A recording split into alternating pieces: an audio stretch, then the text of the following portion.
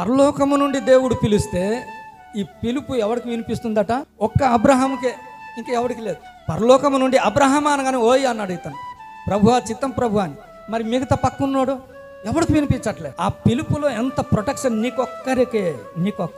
ఆ పిలుపులో పక్కోడికి భాగం లేదు, స్థానం లేదు, స్థలం లేదు. What a wonderful calling. దాన్ని పౌలు గారు ఏమన్నాడు తెలుసా? It is a high calling అన్నాడు.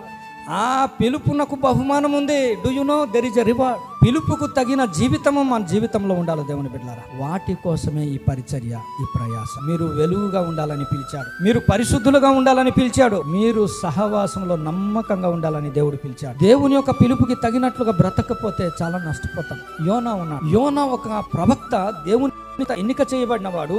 ఒక అసైన్మెంట్, దేవుని యొక్క ప్రణాళికను యోనకు మాత్రమే ఇచ్చాడు. యెహోవా సన్నిధి నుండి పారిపోతుంటే ఇతని గురించి ఒక ప్రవక్త దేవుని పని చేయడం మానేస్తే చేప రెడీ అయిపోయింది. దేవుడు ఎవరికి నియమించాడు ఇప్పుడు? అరే నినివే ప్రజల కోసము యోనాను నియమిస్తే యోనా సైడ్ అయిపోయినప్పుడు యోనా గురించి చేపను నియమించాడట.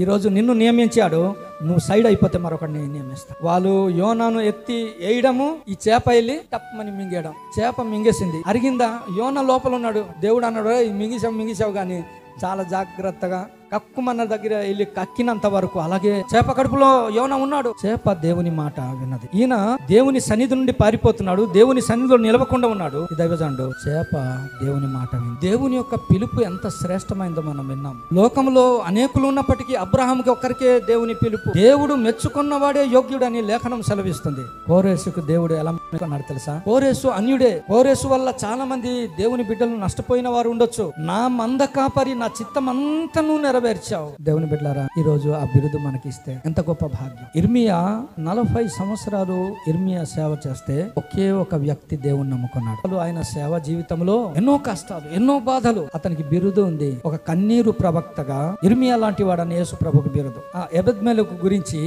నువ్వు మాట్లాడమని ఇర్మియాకు చెప్తున్నాడు దేవుడు. ఇర్మియా బందీ గృహంలో ఉంటే ఇర్మియా యొక్క యోగక్షేమాల గురించి దేవుడు మాట్లాడకుండా ఎబెద్మెలకుతో నువ్వు వెళ్ళి ఇలా చెప్పు అంటాడు. నీవు నన్ను నమ్ముకున్నావు. దేవుని నమ్ముకున్న వాళ్ళు దేవుని దృష్టిలో ఎంత గొప్ప వాళ్ళు తెలుసా? ఈ ఎబెద్మెలకు ఎవరట? ఒక సంఢుడు, ఊషీయుడు అని వ్రాయబడింది. నీకురో అండి. ఆ దేశంలో యాజకులు ఉన్నారు, ఆ దేశంలో పరిసయ్యులు ఉన్నారు, రాజు దేవుని చేత ఏర్పాటు చేయబడిన సిద్కియా రాజు అక్కడ ఉన్నాడు, ఎంతో మంది ఇశ్రాయేలు ప్రజలు ఉన్నారు. ఇర్మియాను చంపేయడానికి ప్లాన్ చేస్తుంటే నీరు లేని గోతులో అతన్ని వేసేస్తే ఆ సంగతి రాజు నగర్లో ఉన్న ఈ సంఢుడు అడుగులు వేస్తున్నాడు. పరాయి దేశస్థుడు ఇర్మియా గురించి మాట్లాడుతున్న మాట. ఆ గోతిలో వేయబడిన ఇర్మియా అను ప్రవక్త, అరే ఇశ్రాయేలుకి లేదండి,